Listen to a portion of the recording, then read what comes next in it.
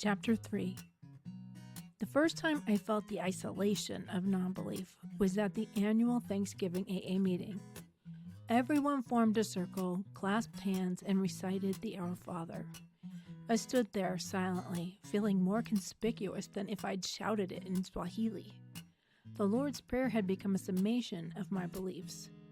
While reciting the words from my Catholic education, my heart would say, "My benevolent, beloved, ever-present guardian, how wondrous is your name. I live in your world and by your will.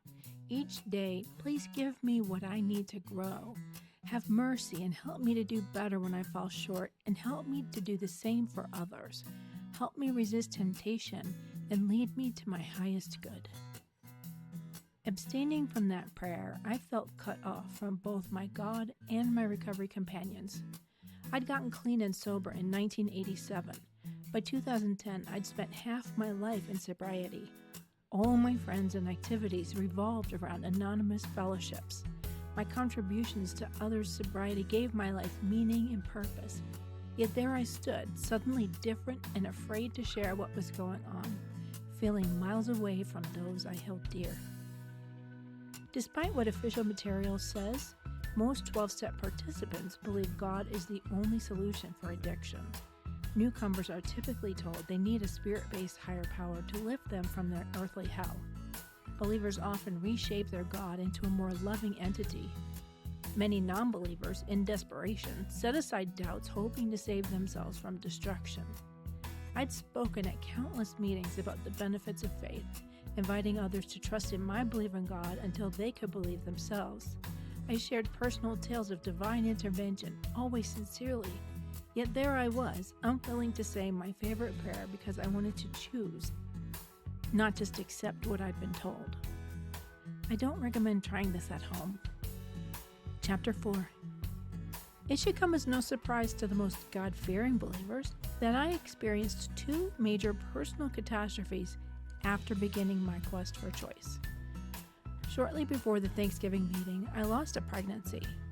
This made my isolation so much more painful. Then, shortly before Christmas, I awoke in a hospital unable to stand. For real. You can't make this shit up.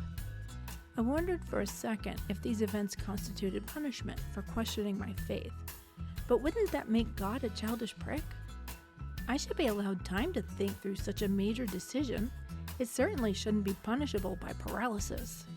Mature humans don't smite each other for mulling things over. When contemplating a car purchase, if I told the dealer I needed time to review my options before deciding, they would offer incentives to sweeten the deal, not hire a hitman to threaten me. God should be bigger than a car dealer. I'm just saying. Although I gained back strength ever so slowly and slightly, the hitman scenario seemed possible when a series of medical professionals insisted my problem was in my head. This is when questioning everything is handy. When your health is on the line, it's not a bad idea to push back when doctors want to blame your mind instead of their own limited knowledge or technology. When their mystery affliction first struck, my husband and I were living in a rental house and neck-deep in upgrades to his bachelor-era condo. New renters had already been found for the house, and so we had to finish everything and move within weeks of my hospitalization. But there was so much left to do. Flooring, drywall, painting, baseboards, half a bathroom, but I could barely get around the house, let alone play carpenter. In the past, I would have prayed for divine intervention and everything would have gotten done. Instead, I called my friends and they helped. We got it all taken care of, and the only things I didn't do were pray and give all the credit to God. It was my husband and my amazing friends who saved the day. Why hadn't I seen that before? No invisible beings filled or carried those boxes, and nobody had to coerce the folks who pitched in. They just did it. I wondered how many people I did not thank properly in the past because I gave credit for their goodness to God.